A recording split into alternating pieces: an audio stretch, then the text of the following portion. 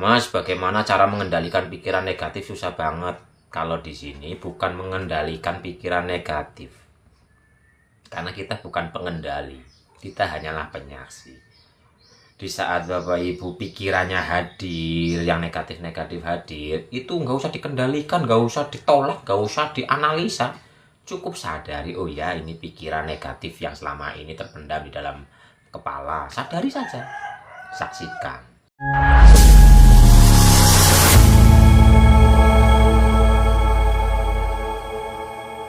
Mas, bagaimana cara mengendalikan pikiran negatif? Susah banget. Kalau di sini bukan mengendalikan pikiran negatif. Karena kita bukan pengendali. Kita hanyalah penyaksi. Di saat Bapak Ibu pikirannya hadir, yang negatif-negatif hadir, itu nggak usah dikendalikan, nggak usah ditolak, nggak usah dianalisa. Cukup sadari, oh ya, ini pikiran negatif yang selama ini terpendam di dalam kepala. Sadari saja. Saksikan. Kalau belum bisa menyaksikan pikiran itu dengan kenetralan, yuk kembali ke nafas. Jadi ada dua, ketika pikiran muncul, jadilah penyaksi atas pikiran tersebut, atau kita kembali kepada nafas. Ada dua. Mau dengan yang mana? Kalau belum bisa menyaksikan, ya udah kembali ke nafas. Kembali ke nafas, kita rasakan setiap tarikan dan hembusan nafas. Rasakan saja nafasnya, nggak usah dianalisa, nggak usah dipikirkan, nggak usah dicari-cari.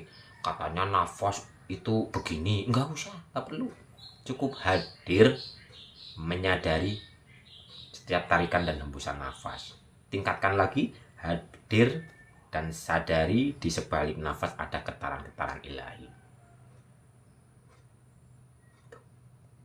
Pikiran akan tenang, damai, bahagia. Tapi praktek nih Bapak Ibu. Praktek. Tidak bisa hanya sebatas teori atau konsep. Kalau hanya sebatas teori atau konsep yang ada di sini, sininya nggak rubah kok. Kekhawatirannya tetap masih ada, kegelisahannya tetap masih ada, kemarahan apalagi, ketidakterimaan ya mungkin masih embu gitu. Tapi kalau praktek penuh dengan kesadaran, penuh dengan keistiqomahan, lama-lama akan hilang. Netral, tenang, damai.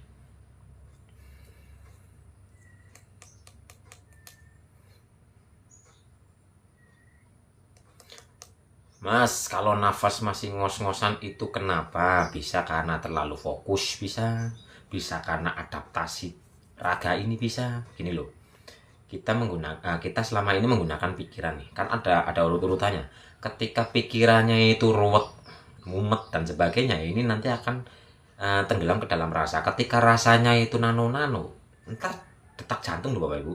Selama ini detak jantungnya kencang, kayak suara diesel. Tahu nggak suara diesel? Ini ini kayak detak jantungnya Bapak Ibu yang masih ruwet pikirannya. Detak jantungnya itu bukan deg deg deg deg deg deg, bukan. Kebanyakan suara diesel. Itu suara detak jantungnya kayak suara diesel. Kalau suara jantung kan anu ini Bapak Ibu apa?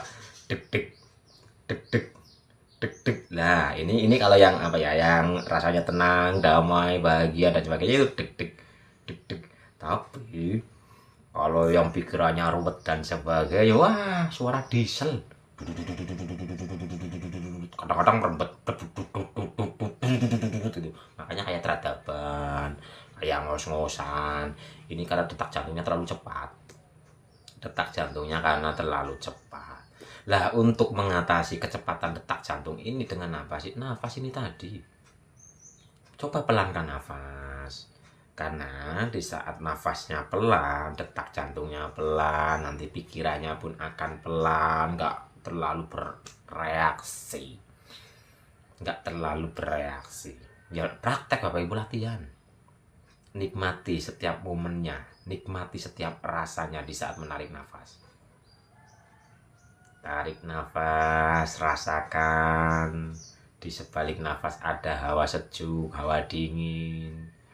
Sadari lebih dalam, di sebalik nafas ada getaran-getaran ilahi yang mengalir dan akan membersihkan seluruh tubuh kita ini, asal dengan kesadaran. Ayo, olah nafas dulu. Dari olah nafas untuk menenangkan pikiran, untuk menenangkan sistem saraf ini, kan sudah tenang nih. Setelah tenang baru sadar nafas. Tenangkan dulu raganya, tenangkan dulu pikirannya, tarik nafas secara perlahan. Nggak usah panjang-panjang, tapi yang bagus itu nafas perut nih Bapak Ibu. Yang bagus itu nafas perut, karena ketika Bapak Ibu menarik nafas perutnya mengembang, ini oksigen yang masuk itu lebih banyak, lebih dalam, sehingga suplai oksigen ke otak kita mengalir dengan sempurna. Bukan dengan nafas dada. Umpama olah nafas kok dengan nafas dada, tarik nafas panjang, simpan di dada, turunkan ke perut. Jadi gini, ini perpaduan nafas dada dan nafas perut. Tarik nafas nih, tarik nafas lewat hidung, nafas dada. Dadanya kan ini, kalau nafas dada nih, tarik nafas biar panjang,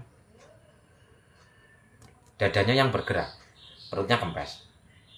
Nah nanti ketika ini sudah full, sudah penuh, kan menahan nih, turunkan ke perut. Dah, tahan.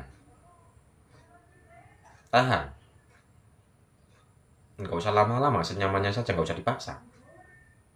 Ketika sudah nggak kuat, hembuskan lewat hidung.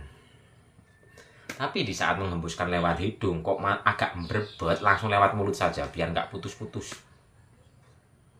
Hembuskan. Ini diulang-ulang lama-lama akan tenang, sistem sarafnya akan memperbaiki dirinya. Baru setelah sudah rileks, sudah tenang dan sebagainya, olah sadar nafas. Oke, jadi olah nafas dulu untuk melancarkan peredaran darah, untuk melancarkan peredaran energi. Baru sadar nafas.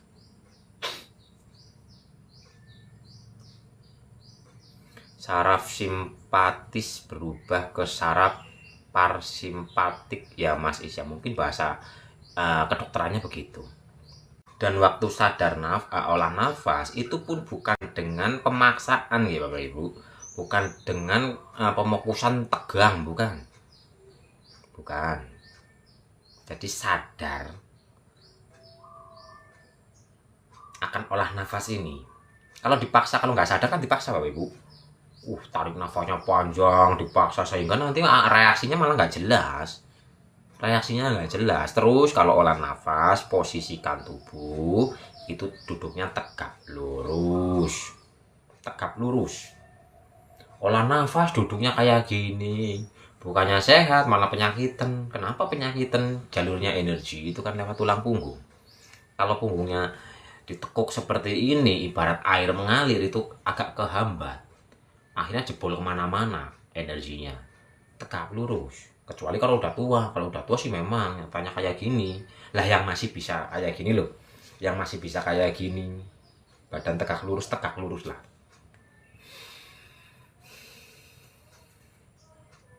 Berapa menit ya? Untuk pemula 5 menit ya nggak apa-apa, nggak usah lama-lama dulu. Tapi nanti badannya akan hangat, akan berkeringat.